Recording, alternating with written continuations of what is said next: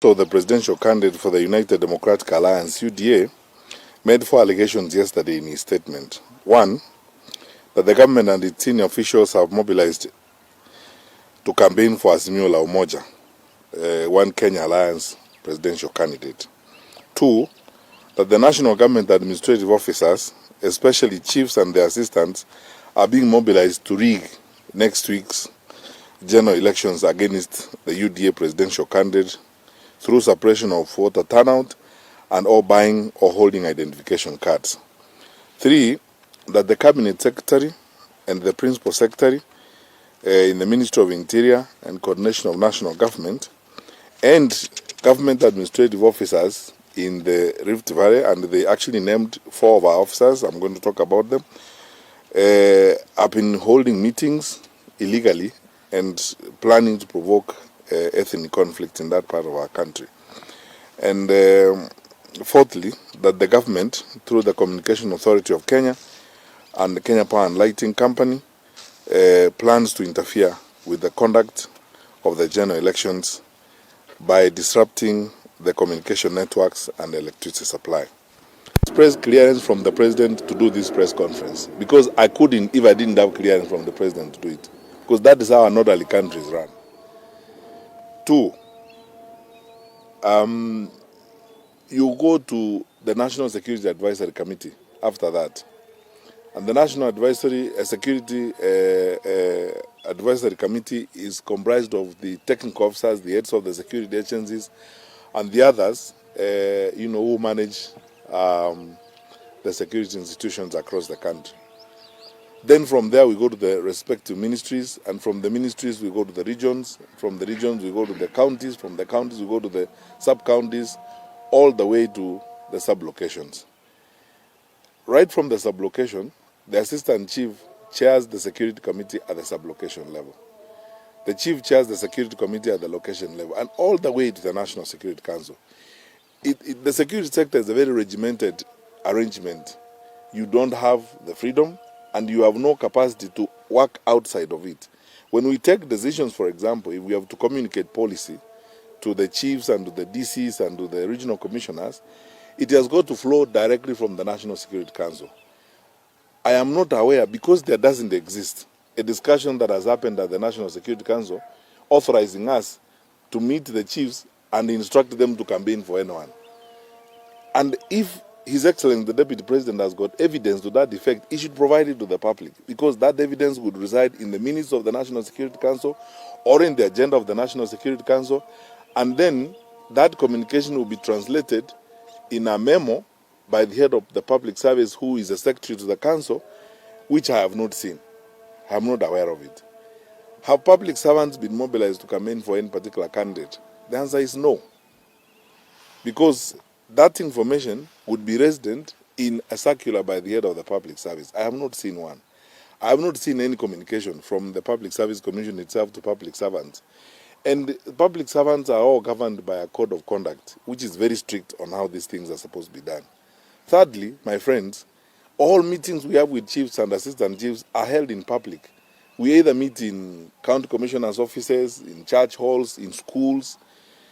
The most recent meeting that PS Kibicho and I had with the chiefs of Nyamira and Kisii was held at Tombe Girls, in a public school, a public place where everybody can access. Government is not a secret society.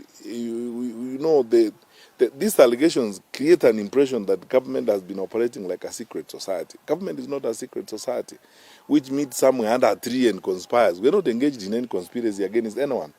And the things we do are guided by an agenda, and in most cases we take notes of this. And I am not aware, and we have never had meetings anywhere to instruct chiefs or instruct assistant chiefs to do whatever needs to be done. Fourthly, which I think is an important point to make, the interface between national government and county government in the implementation of public policy is done through the national government administration. We have worked with chiefs and assistant chiefs and our deputy county commissioners on 100% transition. We have worked with them on the war against FGM. We have worked with them on the gender violence. We've worked with them on a huge number of issues before. And we hold these meetings openly. Right now, as I speak to you, the Ministry of Health is running a campaign jointly with the Ministry of Interior on the triple threats, the resurging numbers of HIV/AIDS cases across the country, gender violence, sexual harassment, and so on. And the Ministry of Health officials and health parastatals are teaming up with chiefs and assistant chiefs across the country to hold meetings, such as happened in Kiambu last week, and the meetings are taking place across the country. If you see chiefs and assistant chiefs meeting with public health officials, that is what they are discussing. And all these people going there, how can it be that we go to those meetings to discuss elections or voting for this person or the other person? There's nothing truthful about this. All these are just lies. Plainly speaking. Have the PS and the CS been involved in mobilizing chiefs and intimidating them? How can you do it? Because we are bound by our constitution, we are bound by our law. We work in a manner that we know we must be accountable for the things we do. And for anything we do, we can and will be called to account, on anything we do. I am not aware, and actually I can speak authoritatively, that my peers and I have not engaged in these kinds of things. Every time we have had meetings, we sit down with these wonderful people to review security deployment, to do, planning for the country, to ensure that, our people are being sorted out and are being managed well across the country. I was in Molo the day before yesterday, where we had a large meeting looking at what are the issues that we have to deal with, are we prepared, are we ready, with all the 14 county commissioners and all the 14 county police commanders and the teams that form or comprise the Rift Valley. And we've done this the week before I was in Coast Province for the same reasons. We are not meeting to tell chiefs what to do. Finally, suffice it to say, chiefs are not children. They are not 12-year-olds to be guided and to be dictated upon. I can tell you for a fact, about half of the chiefs and assistant chiefs in the country are even older than me. Some of these are seasoned people, very experienced people, very well trained. We have relied upon them on a number of issues. Now, it's very sad, honestly, that the Deputy President singles out 4 of our senior administrators. The County Commissioner for Uasin Gishu, Mr. Kihara, the County Commissioner for Nakuru, Mr. Mbui, the County Commissioner for Trans Nzoia, Mr. Ojwang, and our Regional Commissioner for Rift Valley. And to make allegations that are not substantiated. My friend, even the most rudimentary way of addressing issues, even the most basic of common senses, will tell you that if you allege that a meeting has taken place, supply the dates and say, on 17th of July, at this particular time, Mr. Mali Mohammed, the Regional Commissioner for Rift Valley, met A, B, C, D. How can you, honestly, make claims like those against senior administrators, just sweeping claims that you cannot substantiate, you are not able to prove that these people are having night meetings, they are moving around and so on and so forth? It is unfortunate that is coming from a senior leader in the country. We know these officers, they work for us. We work with them. We have faith in these 4 officers. Our 47 county commissioners in the country, our 8 regional commissioners in the country are some of the senior-most officials in the national government administration. Some of them are very highly trained and experienced people. Mr. Malim, who's being insulted in this case and being accused falsely, is a decorated officer. Our new regional commissioner for Rift Valley, Mr. Malim Mohammed, is a decorated officer who has an impeccable record, and his file is there for everyone to see, who has served as county commissioner in more than 6 counties in the country. His performance has been rewarded even by the Public Service Commission. He has been named the Public Servant of the Year before, even before we ourselves started working with him. This is a decorated officer who is now being accused of doing illegal things. It is unfair that you would treat public officers in this kind of manner.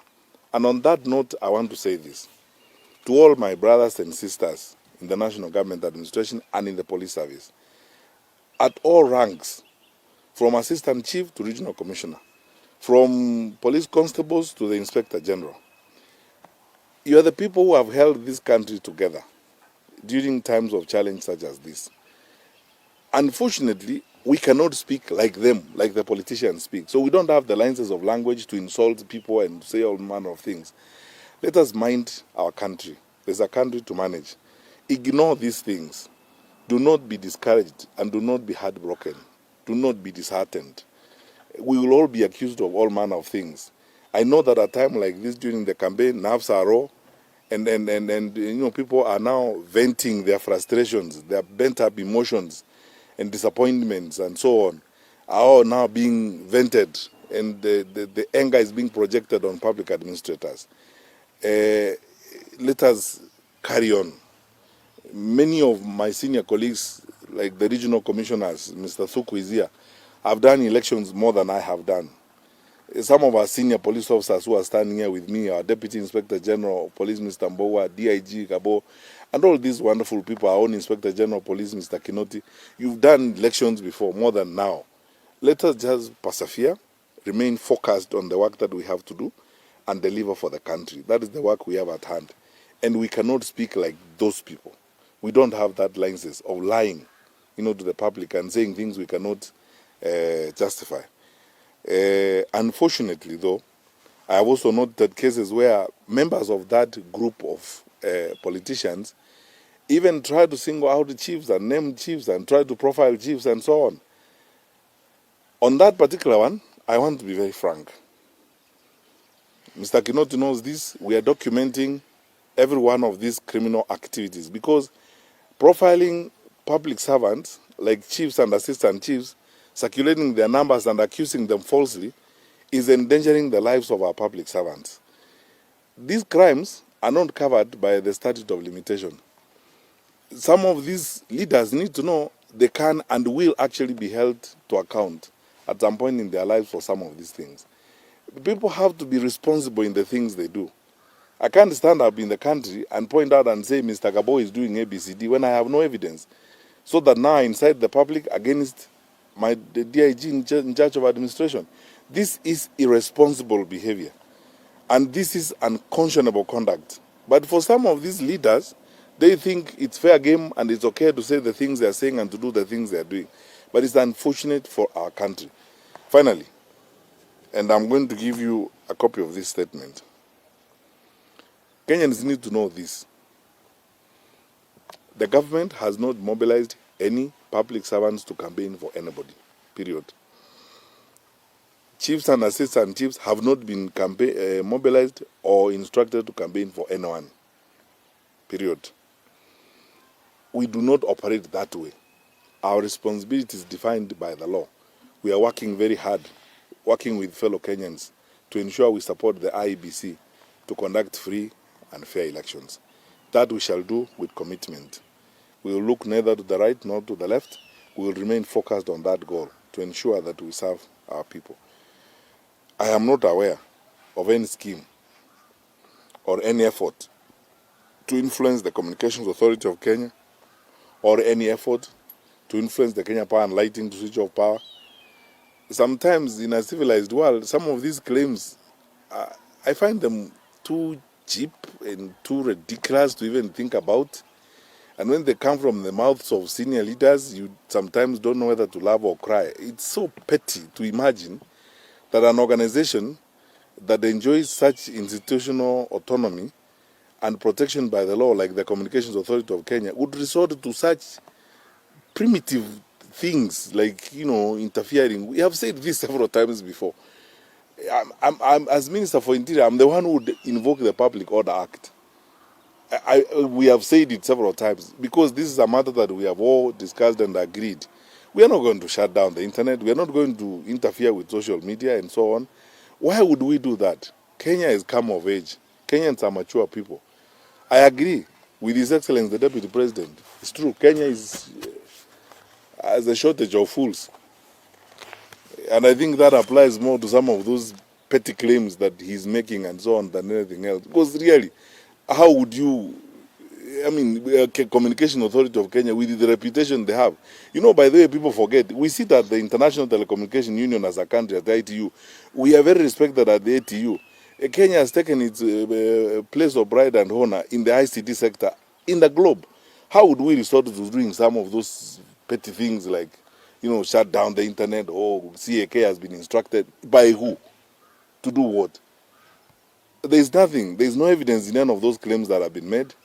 And I think at best, and this is my conclusion, Kenyans should just ignore those things, treat them with the extreme contempt they deserve, and focus on the election day. Let us go like law-abiding citizens, queue, vote, elect our leaders, and wait for what the IBC will tell us. Our democracy has come of age. This is a wonderful country, and God has been gracious to us. We will do our bit, as I believe every Kenyan is determined to do their bit to ensure we have a free and fair election. And ignore these bent-up frustrations that are being vented on security officials and chiefs and so on. We just are on the receiving end of some people's frustrations and disappointments and unnecessary anger, and so on. Thank you.